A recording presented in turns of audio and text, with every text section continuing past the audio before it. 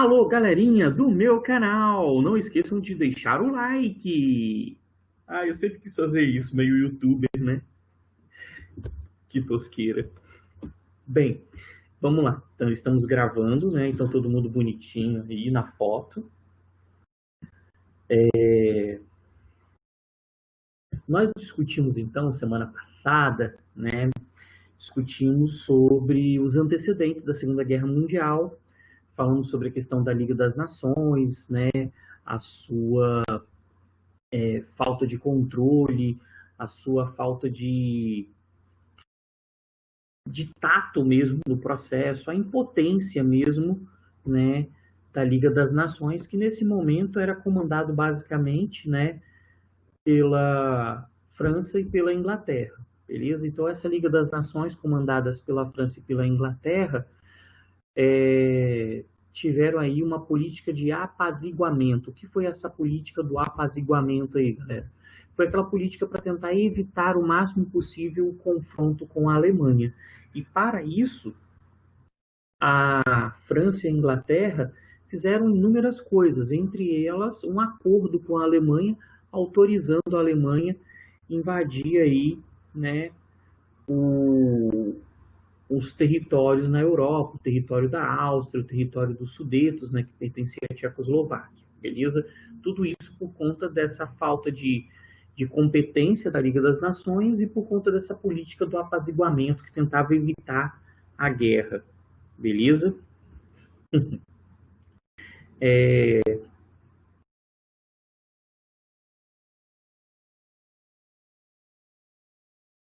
Nós tivemos também, né, uma fala sobre o expansionismo do Japão, da Itália e da Alemanha. O Japão invadiu a Manchúria, invadiu a China, a Itália invadiu a Eritreia, né, a Etiópia, a Alemanha invadiu a Renânia, invadiu a Áustria, invadiu os Sudetos e quando invadiu a Polônia começou a guerra, beleza? Um outro ponto que nós também mencionamos nos antecedentes da Segunda Guerra Mundial foi a Guerra Civil Espanhola, beleza? A Guerra Civil Espanhola também foi um antecedente aí a esse confronto à Segunda Guerra Mundial, né? A Guerra Civil Espanhola foi uma preparação para a Segunda Guerra Mundial, ok? Bem, a Conferência de Munique está, né, dentro daquele processo da política do apaziguamento que eu mencionei com vocês há pouco, né, onde nós observamos a França e a Inglaterra tentando evitar o confronto com a Alemanha. Na Conferência de Munique, né, a França e a Inglaterra permitiram, né, autorizaram que Hitler permanecesse com a Áustria, ficasse com a Renânia e ainda pudesse anexar os Sudetos, que pertencia à Tchecoslováquia. Beleza? Isso tudo na Conferência de Munique.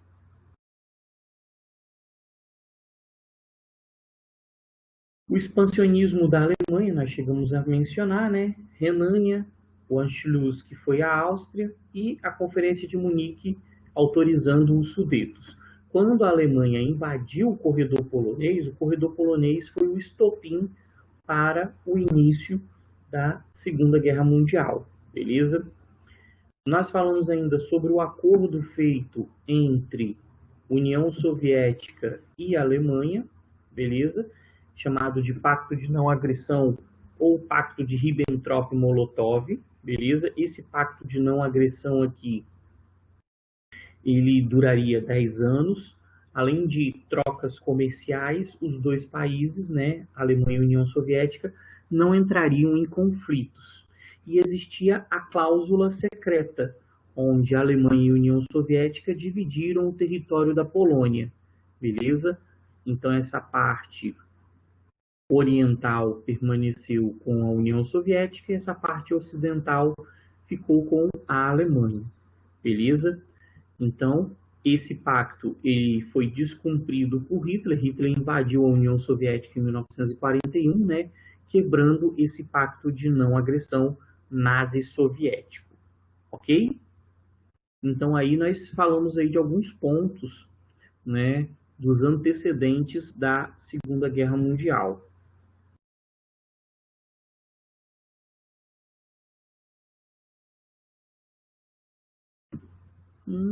Obrigado, Lucas. O Lucas me mandou aqui uma referenciazinha sobre a minha pesquisa, né?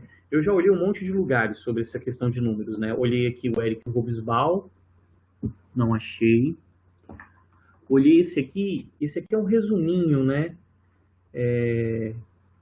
Do Pierre Nilsson, beleza? Ele é bem legalzinho, porque ele pega um resuminho da primeira metade do século. E peguei esses pequenininhos aqui, também tem números, são crônicas sobre a Segunda Guerra Mundial, mas ainda não encontrei o dado exato. Talvez no site aí eu consiga. Mas, voltando aqui então, né, galera? Valeu, Lucas. Nós tivemos, então, a invasão à Polônia aqui, ó. Vamos destacar aqui, ó. Invasão da Polônia foi o estopim para a Segunda Guerra Mundial. E aí vamos retomar aí, galera. O estopim para a Primeira Guerra Mundial foi o que mesmo? Um de cada vez, calma, calma. Isso, o assassinato do Francisco Ferdinando. O estopim para a Segunda Guerra Mundial foi a invasão ao corredor polonês, beleza? Então, a invasão ao corredor polonês, a retomada do porto de Danzig, né, pela Alemanha, iniciou a Segunda Guerra Mundial, beleza? 1º de setembro de 39. E aí nós vamos perceber que rapidamente a Alemanha expandiu, beleza? Tomou um monte de territórios. Nós podemos dividir a guerra, então, acho que eu já tinha até mencionado isso com vocês semana passada também, mas nós podemos dividir a guerra em 3 momentos. E aí, quem tiver no computador, né, vale a pena abrir uma aba aí com aquele resuminho que eu mandei para vocês. Lembra que eu mandei os slides e mandei um resuminho de Segunda Guerra Mundial. No resuminho, né, nós temos lá a divisão da guerra em etapas. Primeira etapa, avanços do eixo, né? O eixo era composto pela Alemanha, Itália e Japão. Num segundo momento, nós tivemos os pontos de refluxo, o equilíbrio na guerra, né? E por último, a terceira fase, né? Os avanços dos aliados, Inglaterra, União Soviética, Estados Unidos e vamos colocar a França também, beleza? Então, nós tivemos essas 3 fases durante a Segunda Guerra Mundial. Belezinha? Alguma dúvida até aqui, meus lindos?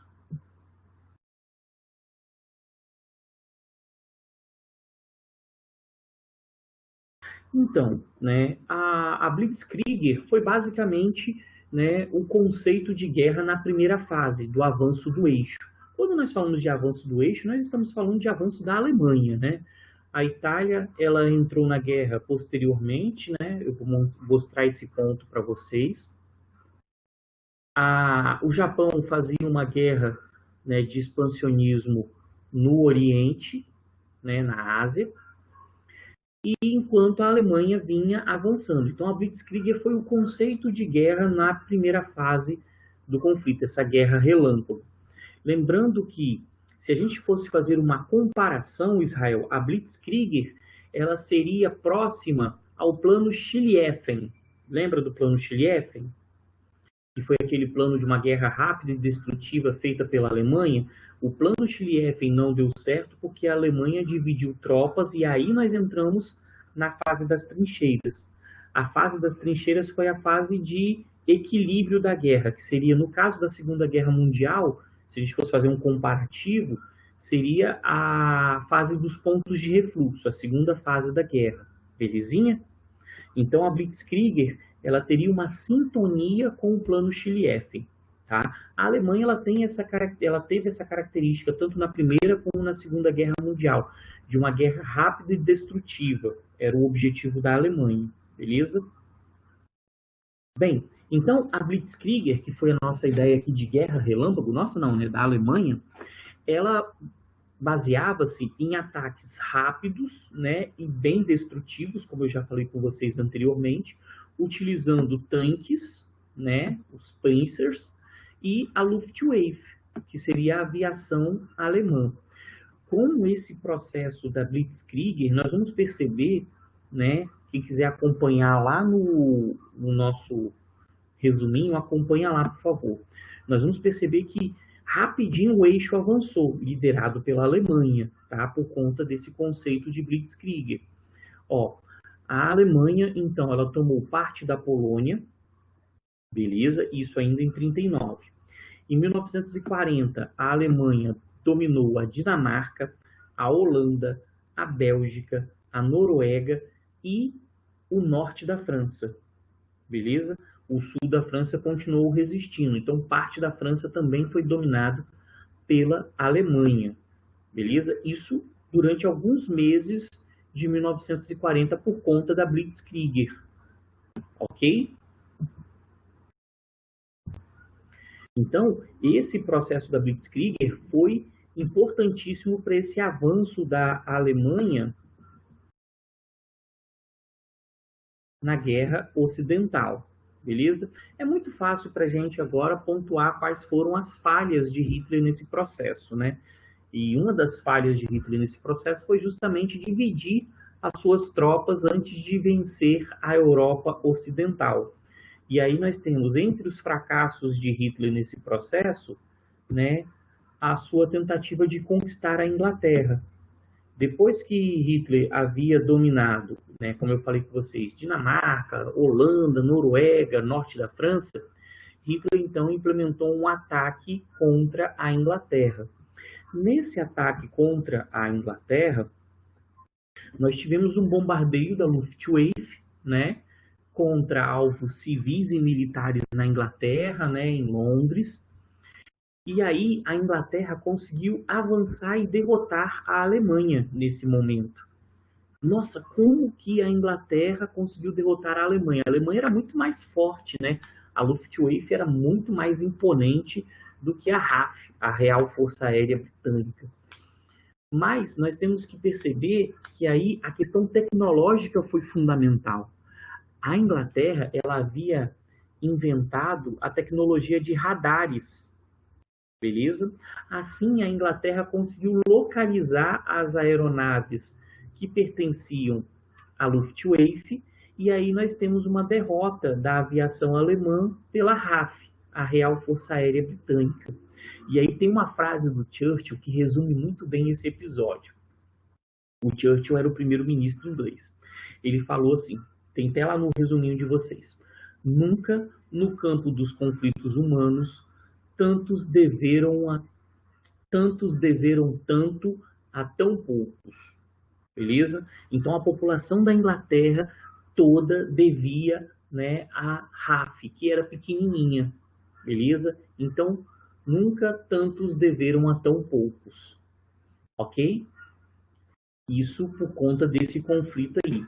E aí o que rolou? Antes de conseguir uma nova empreitada, né, antes de conseguir derrotar a Inglaterra, Hitler acabou enviando tropas para a União Soviética. Nós tivemos a traição do Pacto de Não Agressão Nazi-Soviético. Deixa eu mudar aqui a cor, vou pegar um azul. Não, vou pegar um verde. Aqui, ó. Então, nós tivemos a traição do Pacto de Não Agressão Nazi-Soviético. A Alemanha, ela acabou atacando através de 3 eixos a União Soviética, numa operação chamada de Barbarossa, né? A Alemanha atacou o norte, o centro e o sul, né, da União Soviética, beleza? Então, vamos tentar entender esse contexto aí de ataques, né, da União Soviética. Então, a Alemanha organizou a Operação Barbarossa, né, descumprindo aí o Pacto de Não Agressão, isso no mês de junho de 1941, né? Com isso, nós tivemos um ataque pelo norte, visando Leningrado, no centro, visando Moscou, e no sul, visando Stalingrado, que era uma região que tinha, né, petróleo. Petróleo era muito importante na ideia de espaço vital do Hitler. E aqui, nesse ponto, o que a União Soviética fez? Beleza? A União Soviética, como ela não tinha condições de resistir ao ataque... Bom dia, Felipe. Como ela não tinha condições de resistir ao ataque, né, da Alemanha, Stalin decretou então a tática da terra arrasada, a mesma tática que os czares utilizaram contra Napoleão, quando a França invadiu a Rússia, né? Então, acredito que vocês lembrem aí da tática da terra arrasada por conta desse episódio aí da era napoleônica, que vocês estudaram com, né, o grande Sullivan, né, aquele exemplo vivo de que Deus existe, ok? Porque vai ser feio assim lá na casa do caramba, né? Ô homem feio. Mas vamos lá. Então, né, a tática da terra arrasada foi implementada pelo Stalin aqui, conduzindo a Alemanha para a região de Stalingrado, onde a União Soviética concentrou todas as suas forças. Beleza? Nós vamos perceber daqui a pouquinho que a Batalha de Stalingrado representou uma virada na guerra. Beleza? Uma virada na guerra do lado oriental, quando os aliados começaram a derrotar Hitler. Beleza? Nós tivemos duas viradas aí na Segunda Guerra Mundial. Deixa eu ver se eu tenho um mapinha. Aqui, esse mapinha fica melhor para mostrar isso. Nós tivemos duas viradas aqui na Segunda Guerra Mundial. Uma com a Batalha de Stalingrado.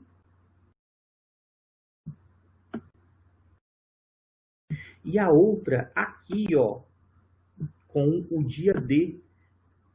Dia decisivo, né? Fala dia D, a galera já lembra daquela propaganda tosca lá do Estrabon. Não, também acho, Cauã. Concordo. É muito feio, mas é um camarada muito bacana. Né? É um exemplo de vida. Beleza? Quando você estiver mal, olha uma foto dele. Porque não tem como você não melhorar olhando uma foto dele. Porque se aquele cara, né, consegue andar no Expedito Garcia sem máscara, você consegue tudo na sua vida.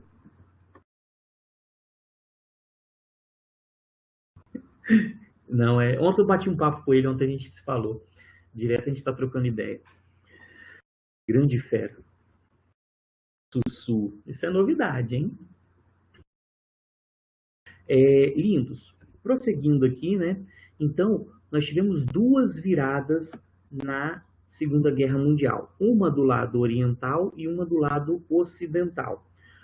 A Batalha de Stalingrado representou uma virada dos aliados do lado oriental da guerra e o dia D representou uma virada do lado ocidental da guerra. Beleza? Então, nós tivemos duas viradas nesse conflito.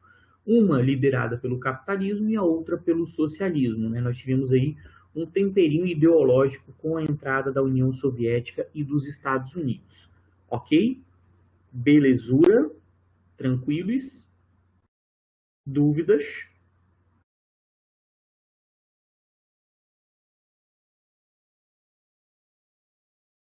Beleza. Lindos. E a Itália? Né?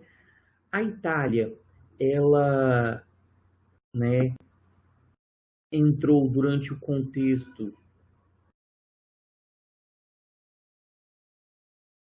né, do expansionismo da Alemanha, beleza?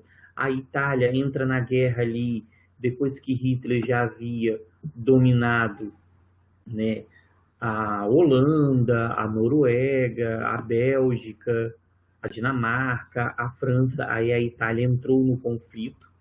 E a Itália, ela ficou com o objetivo, né, da frente balcânica e africana, beleza? Por isso que a gente não está falando muito da Itália agora, porque nós estamos falando da guerra na Europa.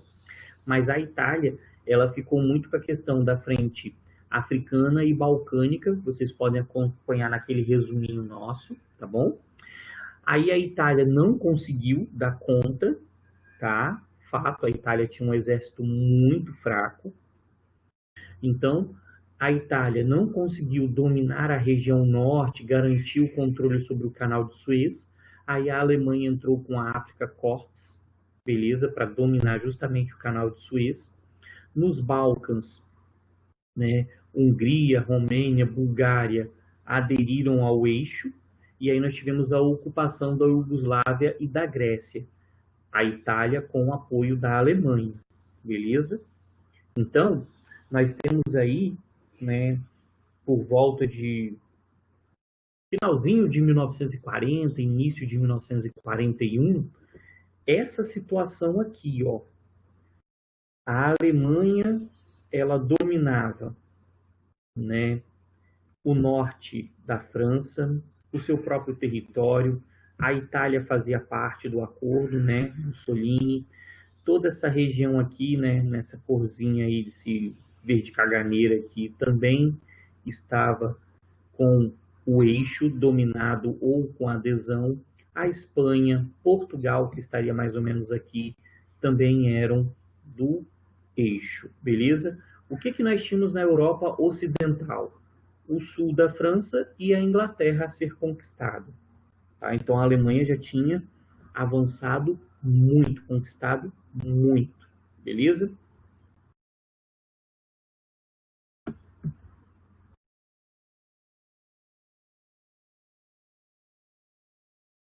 E aí vamos, né, adentrar no conflito com os Estados Unidos, beleza?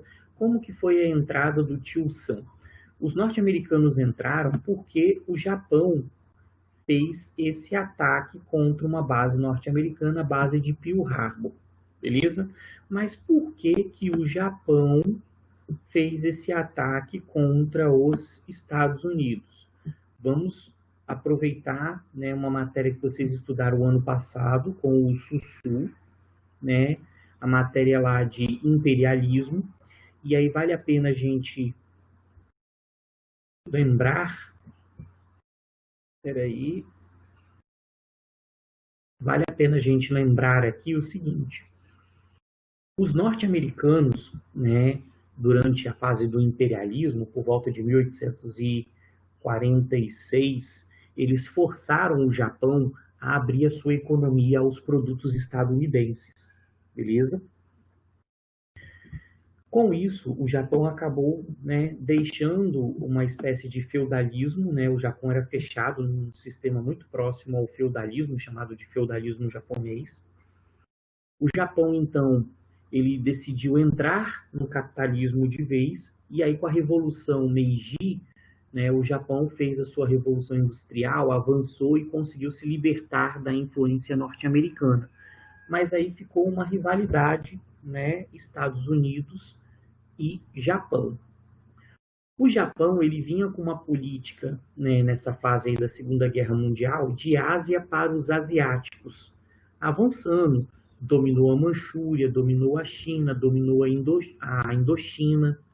E aí os norte-americanos em 1941 exigiram que o Japão parasse com esses avanços e abandonasse esses territórios. O Japão não fez, e aí os norte-americanos decretaram um embargo, proibiram, né, os países que faziam comércio com os Estados Unidos de fazer comércio com o Japão. O Japão, em retaliação aos Estados Unidos, fizeram aquilo que os norte-americanos mais queriam. Os norte-americanos eles queriam participar da Segunda Guerra Mundial, porém, contudo, todavia, em entretanto, eles não tinham motivação para isso, beleza? Os norte-americanos queriam participar da Segunda Guerra Mundial, mas não tinham o apoio da sua população para entrar no conflito. E aí o que acabou acontecendo, né? O Japão atacou os Estados Unidos, atacou a base norte-americana de Pearl Harbor, fez esse bombardeio. Os Estados Unidos, agora, né, com todo o apoio da sua população, declararam guerra ao Japão. Né, eles utilizaram muito bem a opinião pública, uma comoção muito grande. Então, os norte-americanos declararam guerra ao Japão. Como o Japão fazia parte do eixo, junto com a Itália e a Alemanha declarou guerra aos Estados Unidos, e aí a entrada dos Estados Unidos né, foi assim favorecida. O Japão, depois do ataque a Pearl Harbor, mantendo a sua política Ásia para os asiáticos, fez um forte avanço, conquistou um monte de territórios num período bem rápido pós o ataque a Pearl Harbor. Né? O Japão ele conquistou as Filipinas, a Indonésia, Hong Kong, Singapura, Birmânia, Ilhas Guam, Nova Guiné, Aleutas, Ilhas Salomão. Todos esses territórios, né, foram incorporados ao Japão nessa política aí de Ásia para os asiáticos, né? Então, o Japão, de uma forma muito rápida, foi dominando um monte de territórios. E os norte-americanos entraram finalmente no conflito, beleza? Não fiquem desesperados, eu falei o nome de um monte de lugares, mas todos esses lugares estão lá no nosso resuminho de Segunda Guerra Mundial que eu enviei para vocês, tá bom? Se alguém ainda não tiver esse resuminho, eu envio novamente na próxima aula, assim como os slides, por via das dúvidas, né? Se alguém não salvou, aproveita e salva tanto o resumo quanto os slides de Segunda Guerra Mundial, ok? Alguma dúvida, meus lindos?